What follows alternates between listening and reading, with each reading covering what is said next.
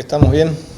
Nos ayudó la pausa, veníamos jugando muy seguido, se notaba por ahí el desgaste, así que nos vino bien y estamos metidos en el partido del viernes. Creo que es un partido muy duro, ellos juegan bien, están peleando para seguir sumando, nosotros también tenemos que empezar a sumar a 3, en el torneo nos está yendo bien, así que creo que va a ser un partido trabado, nosotros vamos a salir a tratar de ganar y creo que ellos de local también tienen que hacer lo mismo. Creo que en el torneo ya nos conocen, es mucho más trabado los partidos.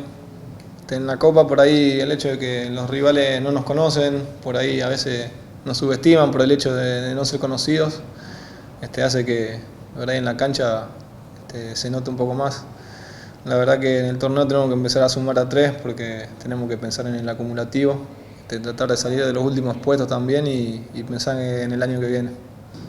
Creo que seguir jugando como lo venimos haciendo, tratar de lo que hacemos en la Copa pasarlo al torneo, presionar, tratar de cuando nos toque en ocasiones convertir y no tener desatenciones en el fondo.